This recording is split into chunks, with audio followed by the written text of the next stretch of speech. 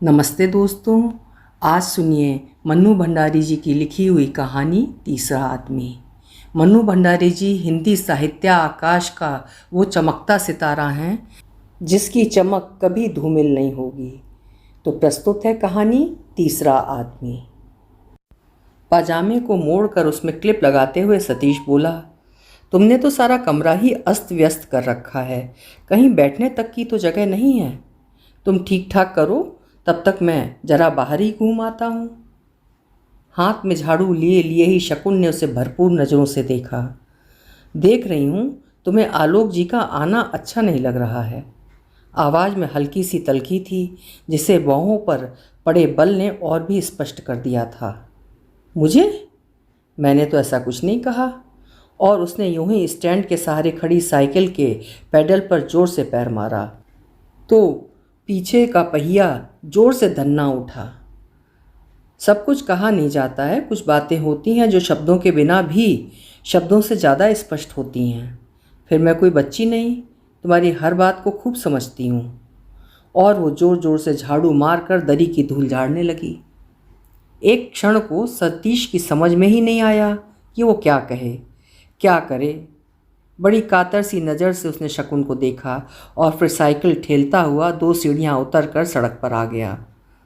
बाहर आकर एकाएक उसे लगने लगा जैसे आलोक का आना उसे सचमुच ही अच्छा नहीं लग रहा है। 2 दिन से मन पर जो हल्की सी खिन्नता छाई हुई है वो कहीं अच्छा न लगना ही तो है। वो शायद इस भावना को नाम नहीं दे पा रहा था। शकुन ने दे दिया। शकुन के मन में बड़ा उत्साह है, कल से ही लगी हुई है सारा घर ठीक करने में।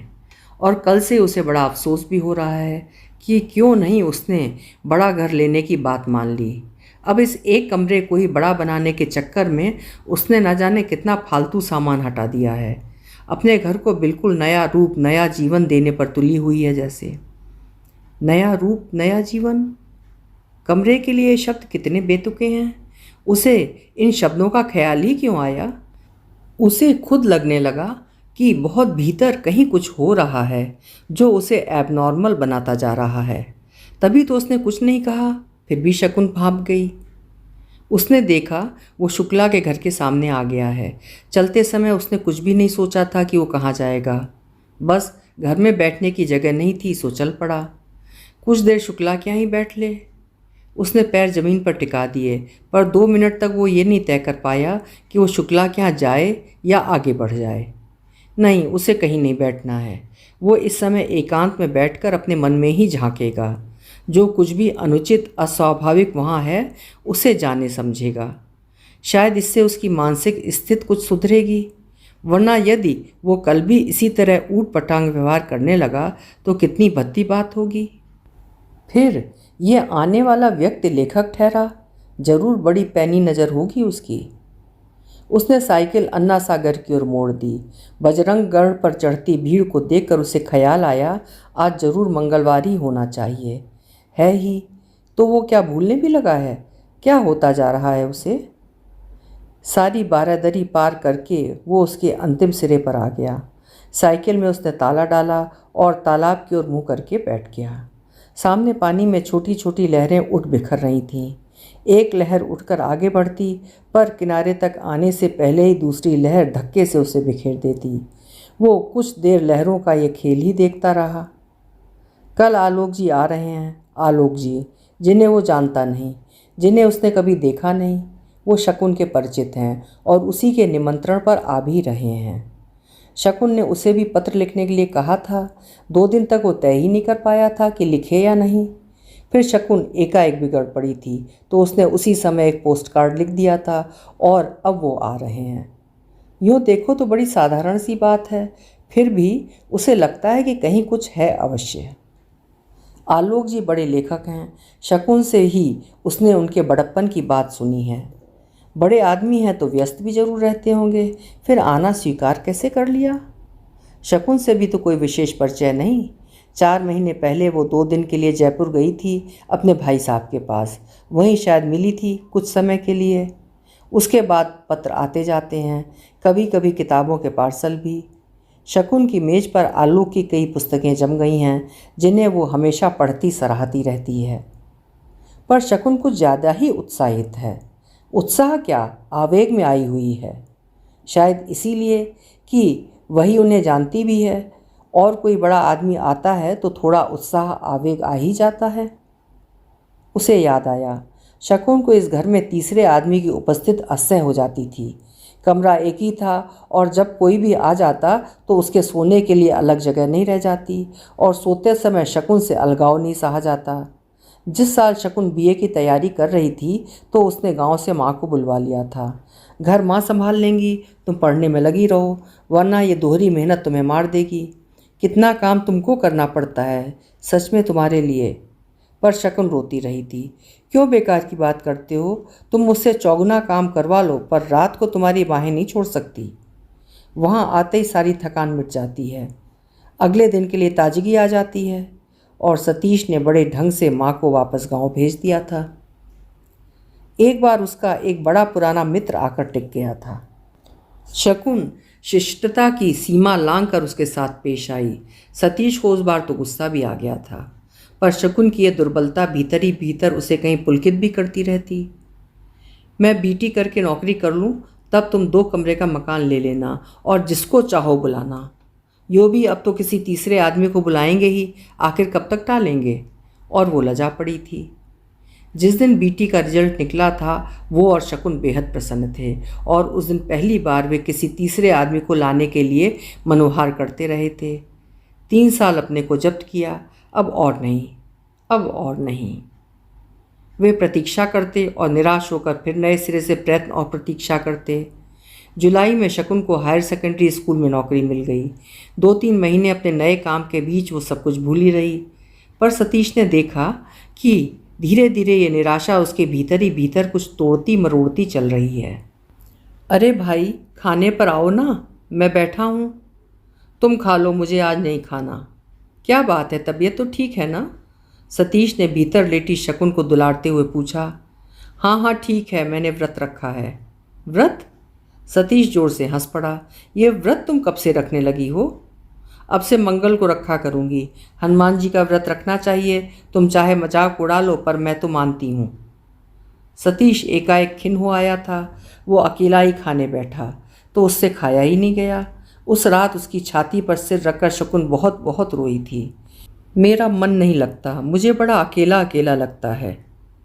सतीश इस बात से दुखी नहीं, शकुन के दुख से ज़रूर दुखी था, पर उसकी कुछ भी समझ में नहीं आता कि वो क्या करे। और एक दिन शकुन ने कहा, सुनो, आज मैं डॉक्टर के पास गई थी। क्यों? बड़े आश्चर्य से उसने पूछा। इधर कुछ दिनों से मुझे अपनी तबीयत ठीक नहीं लग रही थी, सोचा दिखा दूँ। मुझे तो तुमने अपनी तबीयत के बारे में कुछ नहीं बताया, कुछ अविश्वास से उसने पूछा।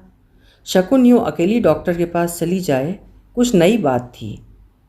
बताने जैसा कुछ होता तो बता देती, बस यूं ही जरा भारीपन सा लगता था। क्या बताया डॉक्टर ने? डॉक्टर की बात सुनते ही उसका मन जाने कैसा कैसा होने लगा था, पर अब आशा की एक हल्की सी लहर दौड़ गई। क्या शकुन कोई खबर सुनाने वाली है? कोई ख़ास बात नहीं। बड़ा उदास स्वर था शकुन का। नहीं, खुश होने जैसी कोई बात नहीं है। उसने तुम्हें बुलाया है, शकुन फिर बोली। क्यों? और वो गौर से शकुन को देखने लगा। शकुन भी शायद उसकी नज़रों का सामना करना नहीं चाहती थी, मुंह किताब में ही गड़ाए रखी। क्या हर्ज है, एक बार चले जाओ तो, हिम्मत बटोर कर शकुन ने कहा।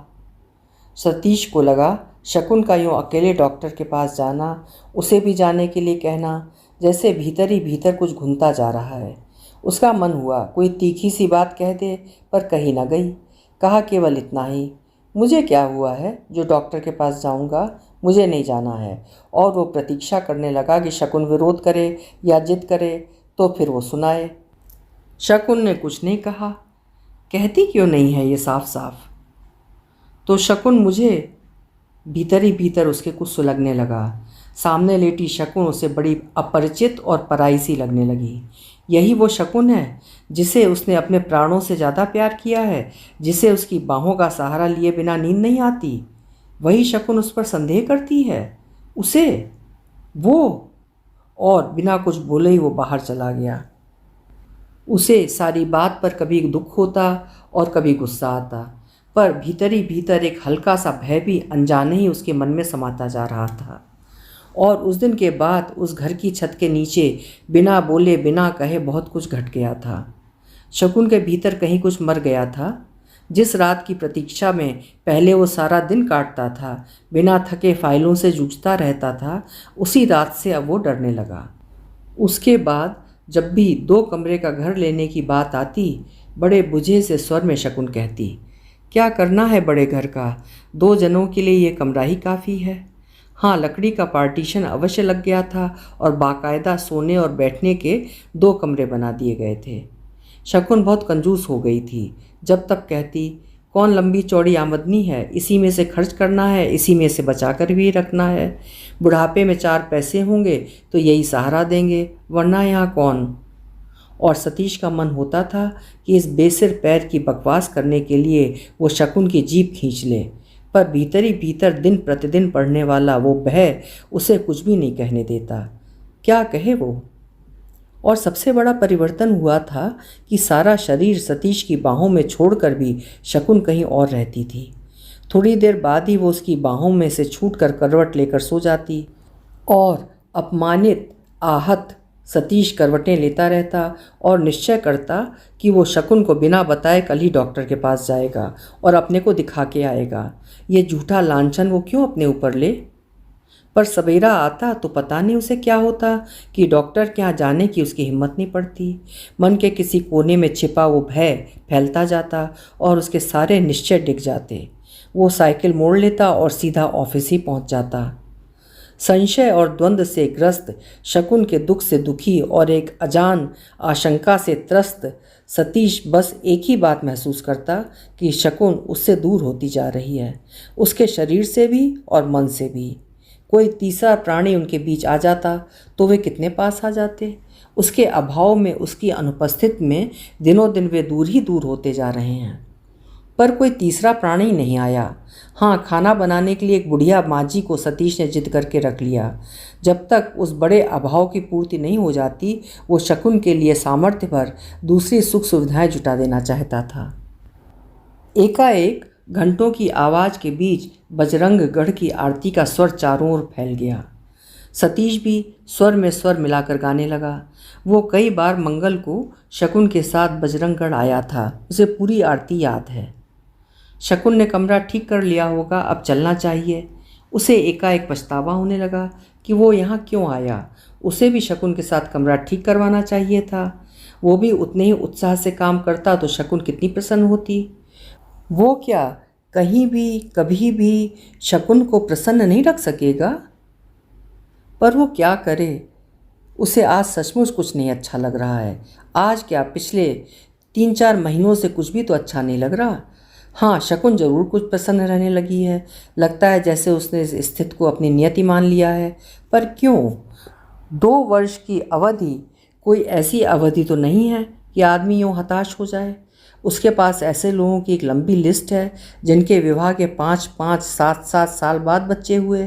पर शकुन तो जैसे कुछ भी सुनने मानने को तैयार ही नहीं है। उसकी इस जिद के लिए क्या किया जाए। जिद क्या सचमुच ये जिद बिल्कुल ही आधारहीन है। और यदि है ही तो क्यों नहीं उसे प्रमाणित करके उसे इस त्रास से मुक्ति दे देता। पर क्या हुआ है उसे जो वो डॉक्टर के पास जाए।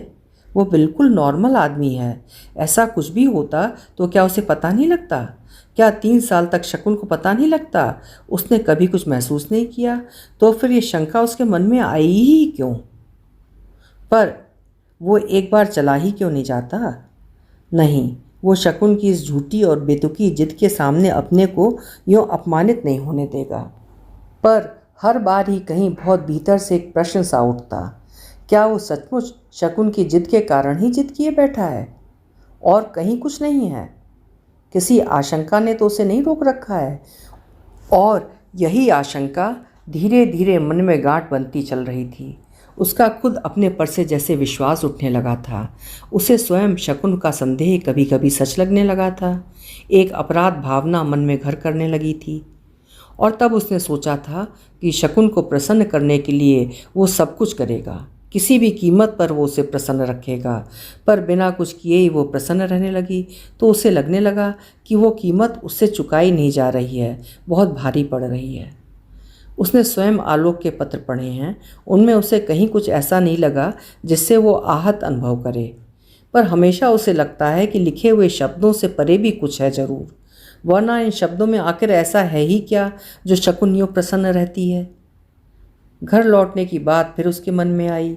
8-10 आवारा से लोगों को छोड़कर भले आदमियों की भीड़ जा चुकी थी। हवा में ठंडक बढ़ती जा रही थी। सतीश ने खड़े होकर बड़े अलसाए भाव से एक जोर की अंगड़ाई ली। सामने पानी के फैले विस्तार में अभी छोटी छोटी लहरें उठ बिखर रही थीं। 3 तरफ पहाड़ियों से गिरा ये तालाब और उठती बिखरती ये लहरें। शादी के बाद अक्सर वो शकुन को लेकर यहाँ आया करता था। शकुन ने तब इंटर पास किया था। वे बैठकर आगे की योजना बनाया करते थे और 110 रुपये में पूरा महीना काटने का बजट भी। उसे याद आया, यहीं शकुन ने उसे अपने पहले प्रेम प्रसंग की बात भी सुनाई थी और बताया था कि वो कैसे केवल उसकी पलकों को ही चूमा करता था और उस दिन घर लौटते समय वो रास्ते भर यही सोचता रहा था कि वो अब कभी शकुन की पलकें चूमे या नहीं। नहीं, वो कभी उसकी पलकें नहीं चूमेगा, वरना उसे अवश्य अपने प्रेमी की याद आएगी और वो नहीं चाहता क्या, शायद बर्दाश्त नहीं कर सकता कि शकुन उसके सिवा किसी और की बात सोचे।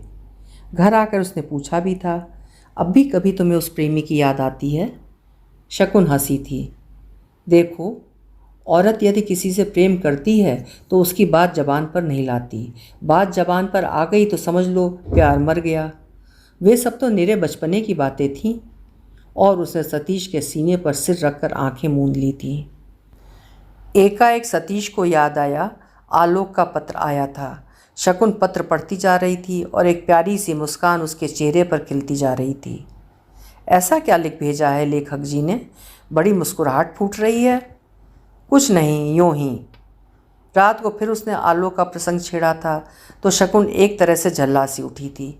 क्या बात है? देखती हूँ आलोक जी से परिचय मेरा है पर छाए वे आप पर रहते हैं। ये उत्तर उसे भीतर तक चीर गया था।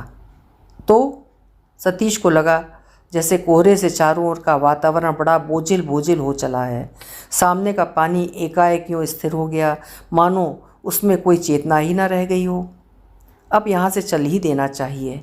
साइकिल पर बैठते ही ठंडी हवा का एहसास तो हुआ, पर लगा वो हल्का या अधिक सहज स्वाभाविक होकर नहीं लौट रहा है। घर को सचमुच नया रूप मिल चुका था। मैं बहुत थक गई हूँ, कहकर शकुन करवट लेकर सो गई। पता नहीं सो गई थी या सोने का बहाना करके पड़ी थी। नहीं, सो ही गई है शायद। उसने शकुन के चेहरे की ओर झुककर जरा गौर से देखा। थकान के लक्षण दिखाई दे रहे थे। शकुन की यूँ सोता देखकर ढेर सा लाड़ उसके मन में उमड़ आया। भीतर ही भीतर उमड़ती ऐंठती अपराध भावना और ज़्यादा गहरा गई। मन का भय विश्वास का रूप लेकर गहरे उतरने लगा। सचमुच ही उसके भीतर कहीं कुछ है अवश्य। शकुन के साथ अन्याय ही हो रहा है। उसे कोई अधिकार नहीं शकुन पर इस तरह संदेह करने का या आरोप लगाने का। औरत की ये कितनी स्वाभाविक इच्छा होती है कि वो माँ बने। मान लो ये बात प्रमाणित हो जाए कि वो कभी शकुन को माँ नहीं बना सकता तो शायद कैसा विचार उसके मन में आया कि वो भीतर तक सिहर गया। फिर वो अपने को जैसे तौलने लगा। क्या वो शकुन की इस इच्छा को पूरी करने में सहायक हो सकता है? क्या वो अपनी इस दुर्बलता के सामने घुटने टेक कर ऐसी तटस्थ उदारता ला सकता है कि वो जैसे भी हो अपनी इच्छा पूरी कर ले? मान लो कभी ऐसा कुछ हो जाए तो क्या वो उस बच्चे को स्वीकार कर सकेगा? नहीं, शायद शकुन की पलकों की तरह वह उस बच्चे को भी कभी छू नहीं सकेगा। जहाँ पर दूसरे की छाप है उसे स्वीकार करना उसके लिए असंभव है। किसी का बच्चा। उसने झपट कर टेबल लैंप का स्विच दबा दिया। कमरे में एक क्षण को घुप अंधेरा छा गया। यहाँ तक कि पास लेटी शकुन की आकृति भी अंधेरे में डूब कर रह गई। धीरे धीरे फिर सब चीज़ें अपना रूप लेने लगीं। क्षण भर को जो सब कुछ डूब गया था फिर दिखाई देने लगा, स्पष्ट और अधिक स्पष्ट। सतीश को बड़ी तसल्ली मिली। वो अपने कमरे में ही है और अंधेरे में भी सब कुछ देख सकता है, पहचान सकता है, कहीं कुछ नहीं बदला है। वो भी कैसी आधारहीन और निरर्थक बातों को बढ़ा बढ़ा कर व्यर्थ ही भयभीत होता रहता है। बाहें फैलाकर उसने शकुन को अपने पास खींचकर जोर से भींचना चाहा। शकुन ने हल्का सा विरोध किया। छोड़ो, बड़ी गर्मी लग रही है। फरवरी का महीना बीत ही गया था। सर्दी चाहे ना हो पर गर्मी का तो नाम भी ना था। कंबल ओढ़कर ही सोते थे। उसे जून की वो बात याद आई। एक दिन ऐसे ही भयंकर गर्मी से चिपचिपाते हुए शकुन को उसने अलग कर दिया था, तो उसने दूसरे ही दिन अपनी बचत के सारे पैसे सामने रखकर उससे कहा था, आज ही एक टेबल फ़ैन खरीद कर लाओ। तुम तो जानते ही हो कि मुझे। और वो बड़ी तिरछी नज़रों से देखकर हंस पड़ी थी। उसके घर टेबल फ़ैन ऐसे ही आया था। तांगा चला तो सतीश का मन गहरे अवसाद में डूबने लगा। स्टेशन आते समय मन में विशेष उत्साह और प्रसन्नता चाहे न रही हो, पर ऐसी खिन्नता भी नहीं थी। डूबने डूबने का यह एहसास भी नहीं था। पर अब उसकी नज़र पास बैठे आलोक के सीने की चौड़ाई में ही बंद कर रह गई और मन कहीं गहरे डूबने लगा। कैसा शहर है अजमेर? आप खुद ही देख लीजिए, 2-4 दिन तो ठहरिएगा ही। अरे नहीं साहब, आज रात को ही वापस लौट जाना है। शकुन जी का इतना आग्रह था, फिर आपका कार्ड मिला तो लगा आना ही पड़ेगा। एक बोझ सा हटा। ऐसे खुले व्यवहार का जन्म किसी रहस्य से तो हो ही नहीं सकता। वो व्यर्थ ही बैठा बैठा कुढ़ रहा है। ये उसका अपना ही हीन भाव है और कुछ नहीं। पर इसकी ये स्वस्थ भुजाएं, उन पर उभरी मछलियाँ। सवेरे पता नहीं क्यों एकाएक शकुन ने अपना इरादा ही बदल दिया था। मैं स्टेशन नहीं जाऊंगी, तुम ही जाकर ले आओ। कहीं थोड़ा आश्वस्त और संतुष्ट सा होते हुए भी उसने कहा था, अरे वाह, ये भी कोई बात हुई भला? इतना आग्रह करके बुलाया है और अब लेने नहीं जाओगी? शिष्टता भी तो कोई चीज़ होती है आखिर। तुम तो पहुंच ही जाओगे, घर से कोई भी जाए क्या फ़र्क पड़ता है। सतीश ने गौर से शकुन को देखा था। क्या सचमुच शकुन उसे और अपने को एक ही समझती है? कितने सहज भाव से उसने कह दिया कि कोई भी चला जाए, क्या फ़र्क पड़ता है। और एक वो है कि 2 दिन से पता नहीं क्या क्या सोच रहा है। उसका मन का तनाव एकाएक ही ढीला हो गया। फिर भी उसने कहा था, मैं तो पहचानता भी नहीं, चलना तो तुमको ही चाहिए। तस्वीर तो तुमने भी देखी है, पहचान ही लोगे। खैर, पहचान तो लूँगा ही। और उसे लगा वो तस्वीर ना भी देखता तो भी पहचान लेता। और स्टेशन क्या, हजारों की भीड़ में भी वो आलोक को पहचान सकता है। शकुन मुस्कुराई थी। उस समय तो सतीश नहीं भांप सका, पर अब उसे लगने लगा कि शकुन की उस मुस्कुराहट में कहीं बड़ा तीखा व्यंग लिपटा हुआ था। विचित्र संयोग है, पहली बार जयपुर आया था तो शकुन जी से मुलाकात हुई थी। इस बार आया तो उनके घर आना पड़ा। आलोक हंसा। ये सारी बात इतने सहज ढंग से कैसे कर लेता है? उसे क्या मालूम नहीं कि शकुन के निमंत्रण पर यूँ चले आने से मैं, शकुन का पति, कुछ गलत अर्थ भी तो लगा सकता हूँ। पर ऐसी बात का बोझ तभी होता है जब आदमी के अपने मन में पाप हो। नहीं नहीं, ये सब मेरा भ्रम है, कहीं भी तो कुछ नहीं है। आलोक से मिलकर आते ही शकुन ने भी तो सब कुछ बता दिया था। सब कुछ तो ठीक है, गलत कहीं कुछ है तो उसके अपने भीतर ही है। छी, मन के संशय ने उसकी आत्मा को भी कितना दुर्बल बना दिया है। आलोक शकुन का ही नहीं, उसका भी मेहमान है। शकुन कोई उससे अलग तो है ही नहीं। वो ज़बरदस्ती इस अलगाव को पैदा कर रहा है और व्यर्थ ही कष्ट पा रहा है। कुछ होता तो शकुन यूँ अकेले उसे स्टेशन भेजती। घर आते ही उसने आलोक की अटैची स्वयं उठा ली। आलोक ने हल्का सा विरोध भी किया, पर वो नहीं माना। आखिर आलोक उन लोगों का मेहमान है। सामने बरामदे में ही शकुन प्रतीक्षा में खड़ी थी। उन्हें देखकर दोनों सीढ़ियाँ उतरकर सड़क पर आ गई। देखो, सही आदमी को ही लाया हूँ ना? तीनों हंस पड़े और उसने सोचा अब वो ऐसे ही व्यवहार करेगा, बहुत ही सहज और स्वाभाविक ढंग से। मन एकाएक ही हल्का हो आया। तीनों भीतर घुसे तो सजा हुआ कमरा उसे स्वयं बड़ा अच्छा लगा। आखिर इस घर का मालिक तो वही है। शकुन कुछ औपचारिक सी बातें कर पूछ रही थी और वो मन ही मन सोच रहा था, आज वो सबको खूब हंसाएगा, ऐसे ऐसे चुटकुले सुनाएगा कि बस। लेखक वो चाहे ना हो, पर मूड में आ जाए तो लोगों को ऐसी बढ़िया कंपनी दे सकता है कि एक बार मिलने के बाद लोग उसे आसानी से नहीं भूल सकते। शकुन को आलोक के सामने कतई नहीं महसूस होने देगा कि उसका पति मात्र एक क्लर्क है, बेदम और डल। कितने दिन हो गए हैं उसे हंसे और हंसाए। आलोक दीवार पर लगी उन लोगों की तस्वीर को देख रहा है जो उन्होंने विवाह के बाद ही खिंचवाई थी। ये क्या बहुत पुरानी है? इसमें तो बड़े यंग और स्मार्ट लग रहे हैं आप लोग। सतीश को लगा ये रिमार्क उसने केवल शकुन के लिए दिया है, उसे तो बस यूं ही औपचारिकता के नाते शामिल कर लिया है। और एकाएक उसने शकुन की ओर देखा तो पहली बार इस बात पर ध्यान गया कि बड़े यत्न से उसने अपने उन सब पक्षों को पूरी तरह उभारा है जहाँ जहाँ से वो सुंदर लगती है। पर उससे क्या, ये तो बहुत ही स्वाभाविक है। उसे ऐसी छोटी छोटी बातों का ध्यान भी क्यों आता है? शकुन, अब तुम गर्म चाय पिलाओ तो आलोक जी की थकान भी उतरे और थोड़ी ताजगी और गर्माहट भी आए। अपने स्वर की स्वाभाविकता उसे स्वयं बड़ी अच्छी लगी। मैं सिगरेट पी लूँ? होठों में सिगरेट दबाते हुए आलोक ने अनुमति मांगी। मुझे तो अभी भी जैसे विश्वास ही नहीं हो रहा है कि आप कभी हमारे घर आएंगे भी कि आप आ गए हैं। बड़े गदगदाते भोलेपन में शकुन बोली। लो, कमाल कर दिया। सशरीर सामने बैठकर भी यदि विश्वास न दिला सकूं तब तो मामला बड़ा मुश्किल है। आलोक जोर से हंसा। मैं सचमुच कितनी खुश हूं कि आपने मेरा निमंत्रण स्वीकार कर लिया। मैं तो इस बात से खुश हूं कि तुमने किसी को निमंत्रण दिया तो। आलोक जी, आपको शायद विश्वास नहीं होगा पर आप पहले आदमी हैं जिसके आने पर शकुन यूँ खुश हो रही है, वरना शकुन को इस घर में तीसरे आदमी की उपस्थिति तक बर्दाश्त नहीं होती। चलिए, बेकार बदनाम मत कीजिए, शकुन ठुनक कर बोली। देखिए आलोक जी, घर के नाम पर कुल ये एक कमरा है हम लोगों के पास। ये पार्टीशन भी 1.5 साल से लगा है, पहले तो ये भी नहीं था। कोई भी आ जाता तो समझ ही नहीं आता कि कहाँ हम सोएं, कहाँ बैठें, कहाँ उसे सुलाएं बिठाएं। फिर मुझे एकांत और प्राइवेसी पसंद है, अब चाहे कोई कुछ भी कह ले। एकांत, प्राइवेसी, क्या आलोक इन शब्दों के अर्थ नहीं समझेगा? तब तो मेरे आने से भी आपको कष्ट होगा। वैसे मैं तो आज रात को ही चला जाऊंगा। धत, बीच में बात काटते हुए शकुन बोली। कैसी बात करते हैं आप भी? आपके आने में कष्ट? ये तो हमारे लिए सौभाग्य की बात है।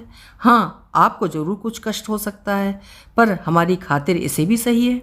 फिर एकाएक पूछा, क्या आप आज ही चले जाएंगे? बिल्कुल, हर हालत में। कल सवेरे मुझे पहुंच ही जाना है। बुढ़िया नौकरानी चाय ले आई। सतीश ने देखा ट्रे बड़े करीने से सजाई गई है। शकुन शायद पहले ही सब कुछ कर आई थी। शकुन के मुंह से बार बार हम शब्द सुनकर सतीश का आत्मविश्वास जैसे बढ़ सा रहा था। शकुन ने और ठहरने के लिए एक बार भी नहीं कहा। आलोक भी ठहरने को व्यग्र नहीं। सब कुछ तो बड़ा नॉर्मल है, नहीं तो छता से जन्मे सारे संदेहों को पोंछ देगा वो। चाय चलती रही। शकुन बड़ी आत्मीयता भरी मनोहार से आलोक को खिला रही थी। आज उसे अपना घर क्लर्क के घर से छोटे अफसर के घर के रूप में बदला हुआ लग रहा है। एक नामी लेखक उसके घर में बैठा हुआ है।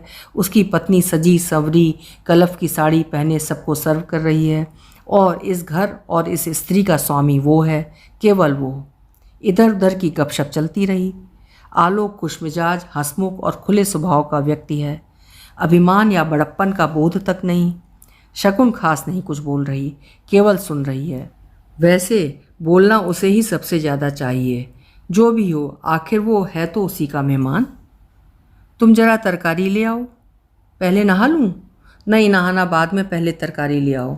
अधिकार भरे स्वर में आदेश देती सी शकुन बोली और सतीश को लगा जैसे अब वो थोड़ा एकांत चाहती है, प्राइवेसी। हवा उल्टी थी या पता नहीं क्यों साइकिल बड़ी भारी चल रही थी और सतीश को पूरा जोर लगाकर पैडल मारने पड़ रहे थे। वो लौटा तो शकुन और आलोक आमने सामने बैठे बातें कर रहे थे। दोनों के बीच सिगरेट का हल्का सा धुआं छाया हुआ था। उसे देखते ही शकुन ने अपनी बात अधूरी छोड़ दी। न मालूम सा खिंचाव भी उसे शकुन के चेहरे पर दिखाई दिया। ले आए? जो के त्यों बैठे बैठे ही उसने पूछा। उठकर उसने थैला तक नहीं लिया। अब तुम नहा लो, तरकारी उधर माँ जी को ही दे देना। हाँ हाँ, देखिए आप लोग अपने रूटीन में किसी तरह की गड़बड़ ना करिएगा। आप ऑफिस कितने बजे जाते हैं? 10 पर पहुंचना होता है, 9:30 के बाद निकल जाता हूँ। सतीश ने किसी तरह शब्दों को ठेल कर जवाब दिया। और तुम? 15 मिनट में ही स्थिति तुम पर आ गई? नहीं, शायद बहुत पहले से ही स्थिति चल रही थी। मैंने तो आज छुट्टी ले ली है। एक दिन के लिए आप आए हैं, सारा दिन स्कूल में गुजार दूंगी तो आपसे बातें कब करेंगे? करेंगे? तो क्या शकुन उससे भी छुट्टी लेने के लिए कहेगी? यदि कहा तो क्या वो ले लेगा? लेनी चाहिए उसे? नहीं, बहुवचन का प्रयोग तो वो अपने लिए भी कई बार करती है। चाय के समय चुप क्यों बैठी थी? करती ना उस समय बात। और आलोक अब रूटीन गड़बड़ करने की बात क्यों नहीं करता? कुछ देर पहले तक तो छुट्टी की कोई बात भी नहीं थी और उसे लगा कि फिर सब कुछ गड़बड़ा गया है, बाहर भी और उसके अपने भीतर भी।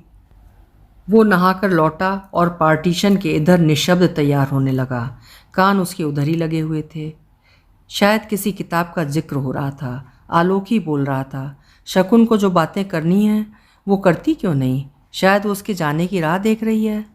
ऐसा ही है तो वो इधर ही रहेगा, क्यों व्यर्थ ही उन लोगों के बीच जाकर बैठे? पर उससे रहा नहीं गया। तुम यहाँ बैठो, मैं जरा खाने के लिए मांझी को समझा आऊँ। सतीश बैठ गया, पर उसे समझ ही नहीं आया कि वो क्या बात करे। आलोक ने एक नई सिगरेट सुलगाते हुए कहा, आपका जो काम है उसके साथ साहित्य का कोई संबंध बैठता ही नहीं। ये शौक़ आपको कैसे लगा आखिर? शौक़ कहाँ है? शकुन कहानी उपन्यास पढ़ने की शौकीन है, सो बस। खाली समय मैं भी पढ़ लेता हूँ। साहित्य की कोई खास समझ वमझ तो है नहीं। वो कह तो गया, पर फिर उसे लगने लगा कि कहीं कुछ गलत हो गया है। एजुकेशन बोर्ड में काम करने वाला आदमी साहित्य में रुचि नहीं रख सकता या साहित्य नहीं समझ सकता, ऐसा कोई नियम तो है नहीं। कौन कहता है कि वो साहित्य नहीं समझता?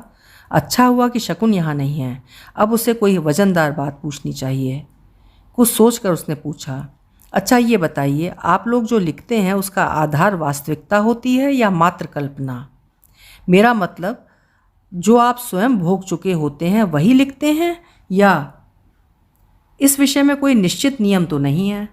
सतीश की अधूरी बात का पूरा मतलब समझते हुए आलोक बोला, अलग अलग लोगों का अपना अलग अलग ढंग होता है।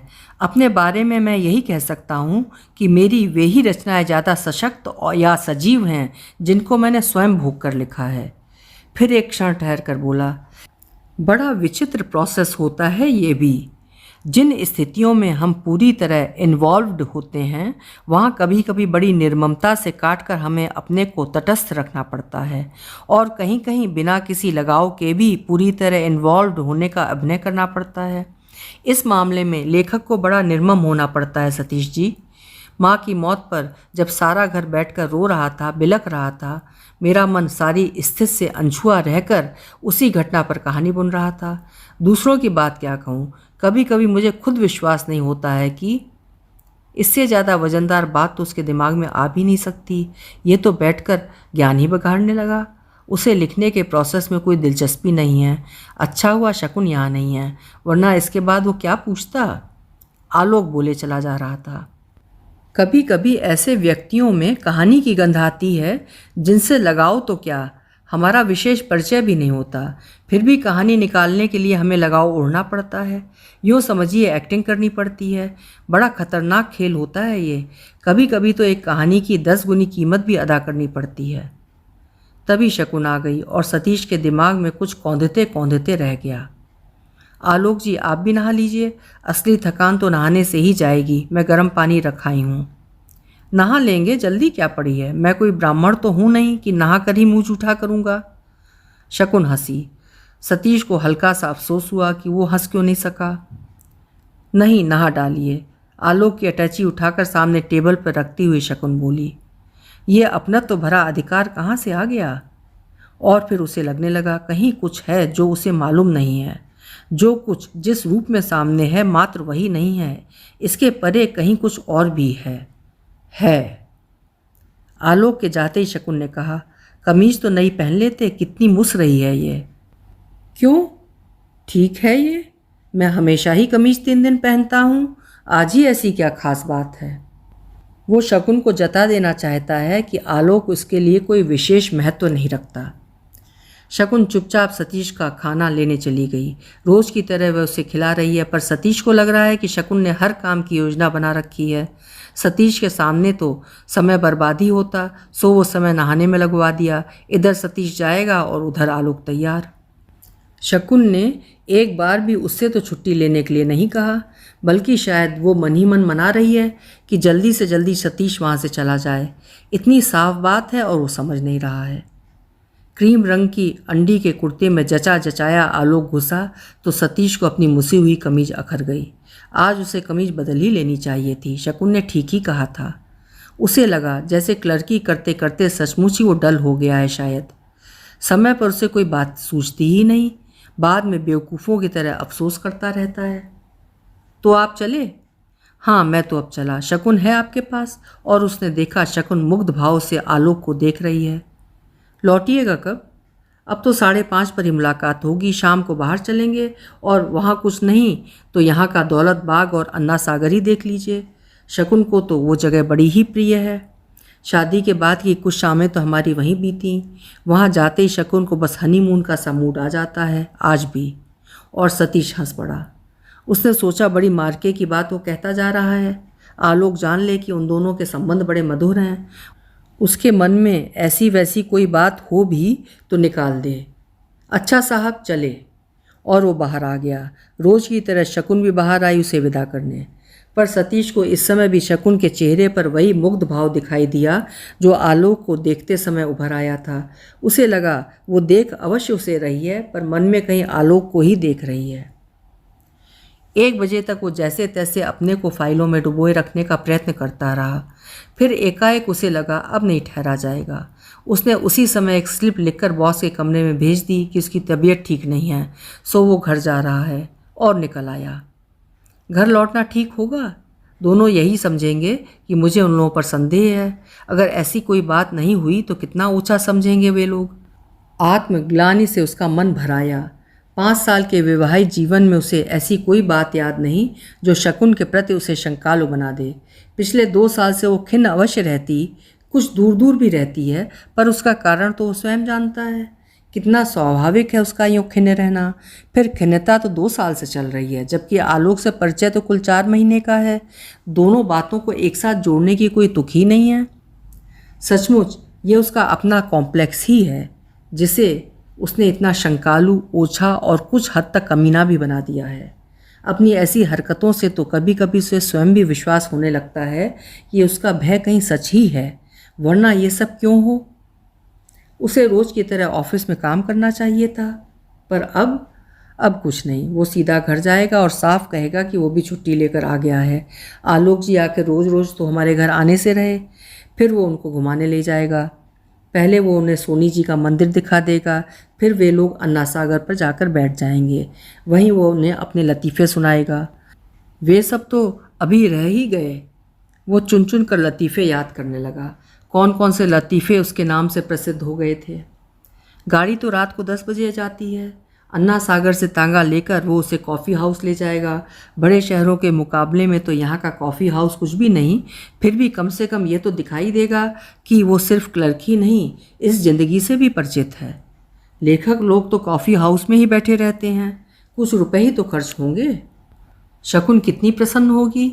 वो उसके इस आरोप को गलत सिद्ध कर देगा कि उसे आलोक का आना अच्छा नहीं लगा। इसमें अच्छा न लगने की बात है ही क्या भला। पर घर आया तो पता नहीं क्यों उसने साइकिल घर से 10 कदम दूर ही रख दी। दबे पांव वो सीढ़ियाँ चढ़ा। उसका दिल घबराने लगा था, मानो वो किसी दूसरे के घर में चोरी करने घुस रहा हो। कुछ क्षण बरामदे में खड़े रहकर वो आहट लेता रहा। शायद कुछ बातचीत की आवाज़ ही आ रही हो, पर कहीं कुछ नहीं। दरवाज़ा बंद था। फिर भी उसने हल्के से धक्का दिया, शायद खुल ही जाए। नहीं, दरवाज़ा भीतर से बंद था। अब फिर उसने दरवाजे से कान लगाया। बाहर के कमरे में बैठकर बात कर रहे होते तब तो बाहर साफ साफ आवाज़ आती। इसका मतलब है सोने वाले हिस्से में बैठे हैं। पर उधर तो शकुन किसी को सोने नहीं देती। आलोक शायद किसी की श्रेणी में नहीं आता। तब और एकाएक मन हुआ कि लात मार कर वो दरवाज़ा तोड़ दे और भीतर दोनों को रंगे हाथों पकड़ ले। शकुन को बातें करनी थी, इसीलिए तो छुट्टी ली थी, पर बातों का तो कोई सिलसिला ही नज़र नहीं आता। भीतर क्या हो रहा है आखिर, कैसे जाने, कहाँ से जाने। इस समय घर का दरवाज़ा रोज़ ही बंद रहता है, पर रोज़ शकुन घर पर नहीं रहती, इसलिए आज इसका भीतर से बंद होना कोई विशेष अर्थ नहीं रखता। क्या वो लौट जाए? नहीं, वो लौट कर नहीं जाएगा।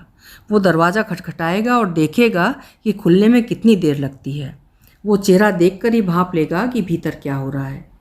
वो फिर एक कदम आगे बढ़ा। दरवाज़ा खटखटाने के लिए हाथ भी उठाया, पर बस दरवाजे को धीरे से छूकर रह गया। नहीं, उसे इस तरह अधीर नहीं होना चाहिए।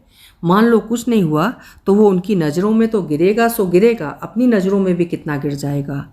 एकदम उसे खिड़की का ख्याल आया। खिड़की भी भीतर से बंद थी। अच्छा, खिड़की बंद करने की क्या ज़रूरत थी? ऐसी सर्दी तो अब नहीं रह गई। कमरे में हवा आने के लिए ये खिड़की और दरवाज़ा तो है ही, बस दोनों ही बंद हैं। तो उसने सारी खिड़की पर नज़र दौड़ाई, कहीं कोई छेद ही हो जहाँ से वो भीतर झांक सके, पर कहीं एक छोटा सा सुराख तक नहीं मिला।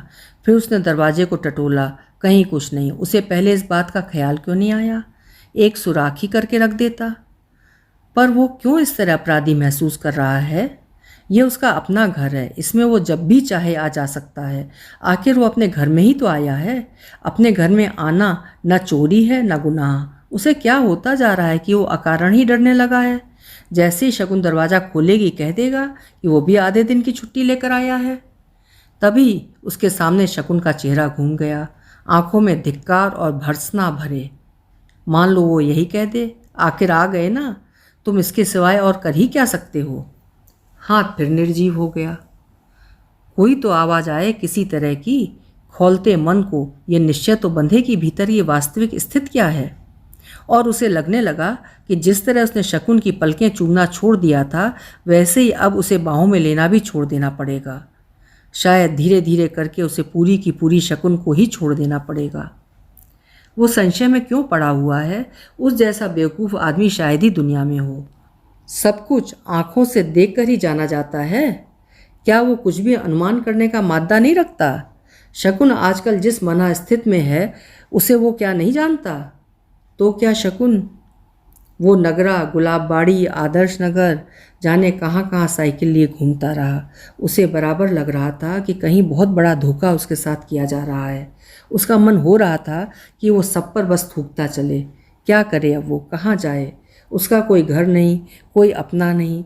जिस शकुन को पिछले 5 साल से वो अपने शरीर के अभिन्न अंग की तरह प्यार करता आ रहा है, वो इस समय किसी और की बाहों में पड़ी मस्ती मार रही होगी। और वो है जो बेघर बार होकर यूँ दर दर भटक रहा है। और यूँ ही निरुद्देश्य भटकते भटकते जब वो पूरी तरह लस्त हो गया, तो फिर आना सागर की 12 दरी के उसी कोने पर आकर बैठ गया। उसे लगा आज उसमें और उन आवारा बेघर बार लोगों में कोई फ़र्क नहीं रह गया है जो रात दिन यहाँ पड़े रहते हैं। वो भी अब यहीं पड़ा रहेगा। उसे कोई नौकरी नहीं करनी है, कोई काम नहीं करना है। कौन है उसका जिसके लिए खून पसीना एक करे? उसे सबसे नफरत होने लगी और उसे लगा वो सचमुच ही पौरुषहीन है। कोई मर्द बच्चा होता तो लात मारता दरवाजे के और झोटा पकड़कर बाहर कर देता शकुन को और 2 झापड़ मारता उस लफंगे के। उसके सारे अस्तित्व को बुरी तरह मथता हुआ आज ये विश्वास पूरी तरह उसके मन में जम गया कि वो पुरुष नहीं है। और उसे लगा ये बात तो वो बहुत पहले से ही जान गया था। तब तो कभी उसकी हिम्मत नहीं हुई कि जाकर डॉक्टर को दिखाए। आज के व्यवहार ने तो पूरी तरह सिद्ध भी कर दिया। लानत है उस पर। थू, उसने सामने पानी में थूक दिया। कोई असली मर्द का बच्चा होता तो? उसे अपने आप से नफरत होने लगी। ठीक ही तो किया शकुन ने। कौन औरत ऐसे नामर्द की पत्नी होकर रहना पसंद करेगी? और फिर वो निढाल होकर लेट गया। उसकी आंखों के कोनों से आंसू बहने लगे। वो मन ही मन गालियाँ देने लगा। साला शोधा कहीं का, कहानी लेने आया है। शकुन ने उसे ज़रूर बता दिया होगा। शकुन, किस जन्म का बैर तुमने मुझसे निकाला है? उस आदमी के सामने मुझे नंगा किया जिसके सामने मुझे वस्त्रों की सबसे ज़्यादा आवश्यकता थी। बजरंगगढ़ की आरती फिर गूंज उठी। तो 7 बज गए। वे जरूर भले आदमी बने उसकी राह देख रहे होंगे। अब वो यदि घर चला जाए तो दोनों कैसा नाटक करेंगे? शकुन लड़ेगी कि इतनी देर क्यों कर दी, 2 घंटे से इंतजार में बैठा रखा है, सारा प्रोग्राम गड़बड़ कर देते हैं। मन ही मन चाहे खुश हो रहे होंगे, साले मस्तियाँ मार रहे होंगे। आलोक ने तो कहा ही था कि जहाँ हम इन्वॉल्व नहीं होते वहाँ भी कभी कभी अभिनय करना पड़ता है। पर शकुन, वो ये अभिनय कहाँ से सीख गई? उसी ने सिखा दिया होगा अपना उल्लू सीधा करने के लिए। ये अभिनय तो सभी स्तरों पर चल रहा है और शायद शुरू से ही चल रहा है। वही बेवकूफ़ है जो कुछ समझा नहीं। तभी शकुन 4 महीने से प्रसन्न रहने लगी थी, वरना बाकी स्थिति तो ज्यों की त्यों है। वो प्रेम तो 4 महीने से पक रहा है, वरना 2-4 घंटे में कोई विवाहित स्त्री एक अजनबी के साथ यूँ कमरा बंद करके बैठ सकती है? क्या क्या हुआ होगा आज? शकुन ने आखिर क्या सोच रखा है? क्या चाहती है वो? और जाने कैसे कैसे दृश्य उसकी आंखों के सामने घूमने लगे। आज वो घर लौटेगा ही नहीं। आज सालों को जश्न ही मनाने दो। मेरे अपने घर में मेरा ही श्राद्ध करने दो। मैं यहीं पड़ा रहूँगा। किसका घर और किसकी बीवी? उसने रुमाल से अपना चेहरा ढक लिया। यह मुंह किसी को भी दिखाने के लायक नहीं है। धीरे धीरे आरती का स्वर शून्य में डूब गया। केवल आरती के घंटे बजते रहे, टन टन टन टन। थोड़ी देर बाद सतीश उठा और साइकिल पर बैठकर चल पड़ा। उसे लग रहा था कि वो थककर चूर हो गया है और भीतर ही भीतर इस तरह टूट गया है कि इसका सब कुछ एकदम जड़ और सुन्न हो गया है। कुछ भी सोचने समझने की शक्ति उसमें नहीं रह गई। यहाँ तक कि उसे यह भी नहीं मालूम है कि वो कहाँ जा रहा है। पर थोड़ी देर बाद वो अपने घर के ही सामने था। ठीक है, वो घर ही जाएगा। वो घर उसका है। जाना ही है तो शकुन जाए। जिसे अब इस घर में अच्छा नहीं लगता, वो क्यों यूं मुँह छिपाए छिपाए फिरता रहे? उसे देखते ही शकुन ने भौहें चढ़ाकर कहा, कमाल कर दिया तुमने तो, अब आ रहे हो? उसके स्वर में शिकायत थी। हम लोग तो 5 बजे से आपकी प्रतीक्षा कर रहे हैं, आलोक का स्वर था। दोनों साले कपड़े बदलकर जच जचा कर बैठे हैं। बड़ी तीखी सी नज़रों से उसने उन्हें देखा, मानो कह रहा हो, क्यों मुझे बेवकूफ़ बना रहे हो? कुछ जरूरी काम आ गया था। अपराधियों की तरह सतीश के स्वर में क्षमा याचना का पुट क्यों आ गया है? असली अपराधी तो वे हैं। जिस दिन घर में कुछ होगा उस दिन जरूर तुम्हारे ऑफिस में भी काम आएगा। छोड़ पाते कल के लिए, कह देते मैं आज नहीं ठहर सकता। तिरिया चरित्र। कोई कह सकता है शकुन को देखकर कि पति के जाते ही औरत? चाय दो जरा। किसी तरह शब्दों को ठेल कर उसने कहा। पहले उसने सोचा था वो किसी से कुछ बोलेगा नहीं, चाय भी नहीं मांगेगा, पर फिर लगा क्यों नहीं मांगेगा। जब तक शकुन इस घर में रहेगी उसे पत्नी की तरह उसके हर आदेश का पालन करना पड़ेगा। देखें, कर तो दे मना चाय को, अभी दिखा देता है वो भी। हाथ मुंह धोने के लिए वो अंदर गया तो उसने शकुन को कहते सुना, बहुत थक जाते हैं ऑफिस के काम से। शायद सतीश की रुखाई की सफाई दे रही है आलोक को। हाँ, वो थक जाता है। वो बहुत कमज़ोर है, दुर्बल है, बिल्कुल दुर्बल, नामर्द। कह दे सारी दुनिया में ढिंढोरा पीट दे, वो है जैसा है। उसका मन फिर सुलगने लगा। सर्दी हो चली थी, फिर भी वो तौलिया लेकर नहाने घुस गया। गुसलखाने के बाहर से उसे शकुन का स्वर सुनाई दिया, ये क्या, तुम इस समय नहा रहे हो ठंडे पानी से? बीमार पड़ोगे क्या? सुनो तो। उसने पूरा नल खोल दिया तो पानी की आवाज़ में शकुन का सर डूब गया। बकने दो कमबख्त को।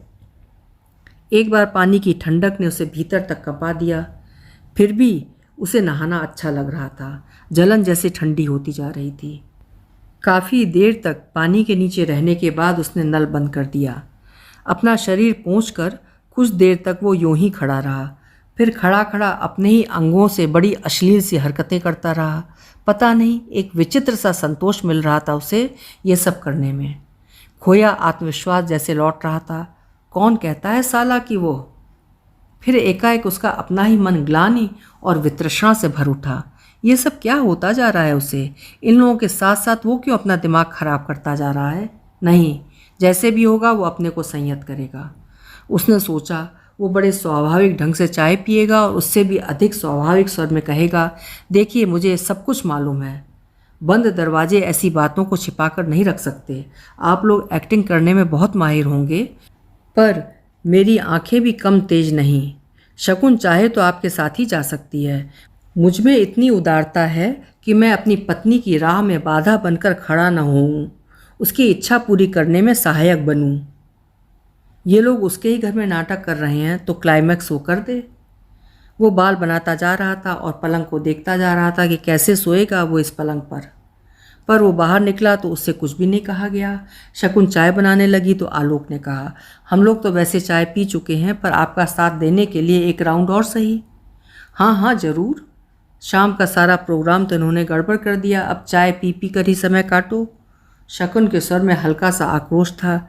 चाय पी चुके हैं ये तो बता दिया, और क्या क्या कर चुके हैं ये क्यों नहीं बताते? बताने जैसी बात हो तब ना। फिर उसे लगा, वही क्यों नहीं पूछ लेता कि कहिए दिन भर क्या किया? बड़ा स्वाभाविक प्रश्न है, पर सारी स्थिति स्वाभाविक नहीं है, इसलिए इन्हें यही लगेगा कि मैं शक कर रहा हूँ। और मान लो इस प्रश्न का एकाएक दोनों को कोई जवाब ही नहीं सूझे और खिसियाए से दोनों एक दूसरे का मुंह ही देखते रह जाएं, तब वो क्या करेगा? तभी शकुन उठी और भीतर से स्वेटर लाकर देती हुई बोली, लो अब कम से कम ये तो पहन लो, रात को ठंडे पानी से नहाए हो, अपनी जिद के आगे तुम किसी की बात सुनते भी हो कभी? ना चाहते हुए भी उसने स्वेटर पहन लिया। चोंचले दिखा रही है। 8 तो बजने वाले हैं। चलने चलाने का तो यहाँ कोई सिलसिला ही नज़र नहीं आ रहा। दिन भर में ज़रूरी प्रोग्राम बदल गया होगा। बाहों में भर भर कर शकुन ने एक दिन और ठहरने के लिए तैयार कर लिया होगा। कल फिर उसे ऑफिस भेज दिया जाएगा और अभी उसे मालूम पड़ जाएगा कि आलोक आज ठहर रहा है और वो कुड़ता रहेगा। दिखाने के लिए भी वो शायद खुश नहीं हो सकेगा। क्यों दिखावा करे वो? कौन साली उसे कहानी लिखनी है? अब तुम ज़रा बैठो, मैं खाना देखाऊं। हाँ, मेरे साथ बैठने में क्या रखा है? शकुन जी तो काफ़ी इंटेलिजेंट हैं। हाँ, बहकाओ बच्चू, मुझे खूब बहकाओ। यूँ क्यों नहीं कहते कि शकुन जी तो काफ़ी बेवकूफ़ समझ रखा है उसे। बता रही थी कि शादी होकर आई तब तो बस यूँ ही थी, आपने ही ये रुचि भी पैदा की और सुविधाएं भी दी। सुनिए, शकुन उधर से बुला रही है। सतीश उठकर चला गया। देखो, अब आलोक जी को स्टेशन छोड़ने तुम ही चले जाना। मुझे सारा घर ठीक करना है और कॉपियाँ देखनी हैं। 2 दिन से इस चक्कर में कुछ किया नहीं, कल सारे नंबर देने हैं। सतीश ऐसे देखने लगा जैसे कुछ समझने की चेष्टा कर रहा हो। आलोक जी आज जा रहे हैं क्या? कमाल करते हो तुम भी, सवेरे ही तो बात हो गई थी। नहीं, मैंने सोचा शायद तुमने आग्रह करके रोक लिया होगा।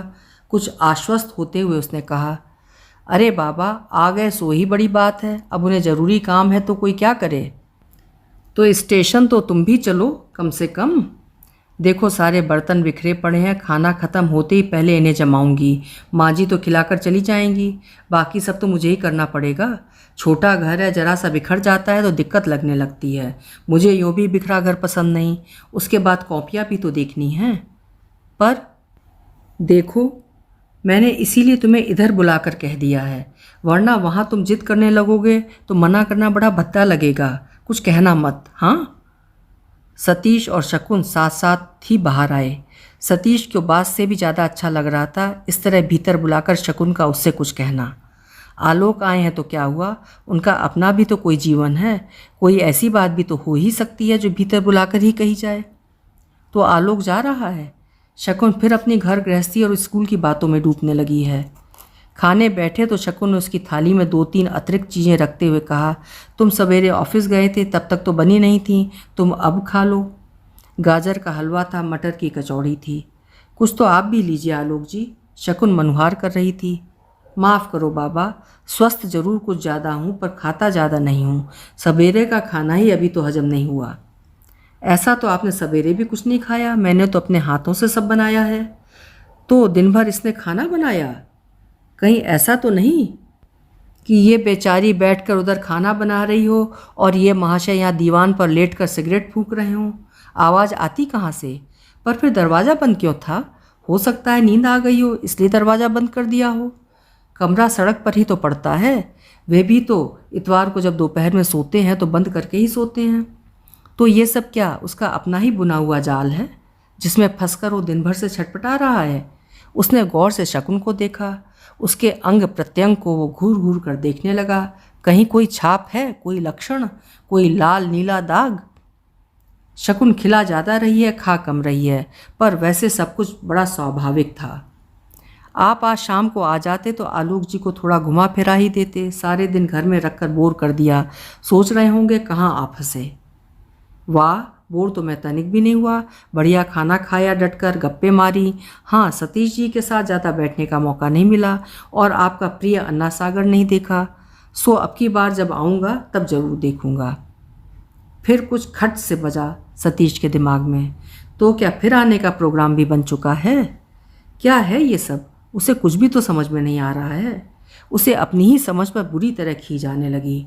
शरीर में तो उसके कुछ गड़बड़ है ही, पर लगता है दिमाग में अब और भी ज़्यादा गड़बड़ी है।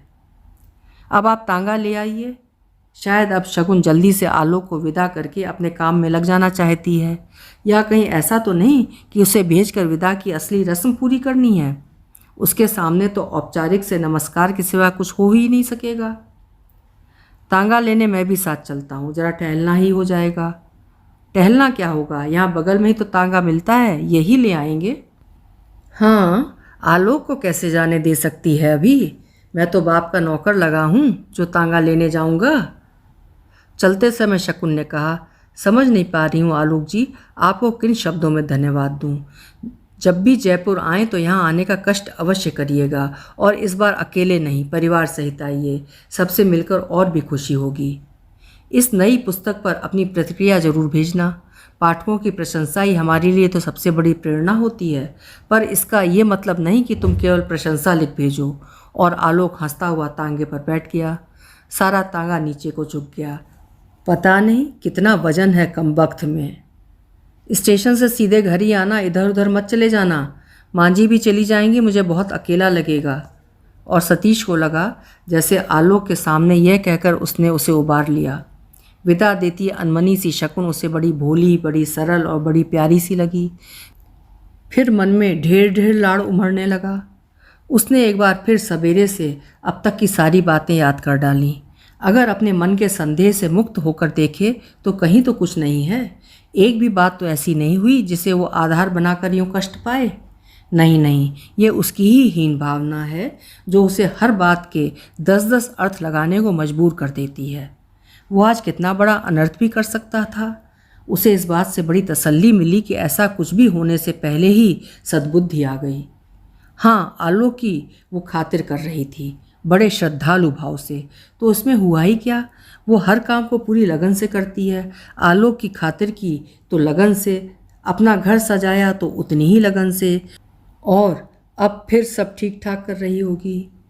वो बड़ी तरकीब से आलोक के लिखने के प्रोसेस वाली बात जरूर शकुन को बता देगा कि कैसे ये लेखक लोग बिना किसी लगाव के भी केवल कहानी वसूलने के लिए एक्टिंग करते हैं।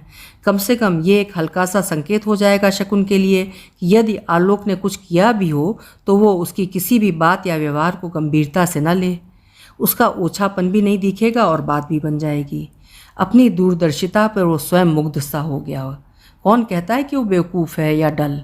आलोक ने स्वीकार किया है कि शकुन इंटेलिजेंट है। वो उसके संकेत को अवश्य समझ लेगी। और एकाएक लगा जैसे सवेरे से जिस असह्य बोझ के नीचे वो तिलमिला रहा था, जिस मर्मांतक पीड़ा से वो छटपटा रहा था, वो सब एकाएक समाप्त हो गई है। गाड़ी चली तो बड़े मशीनी ढंग से वो हाथ हिलाता रहा।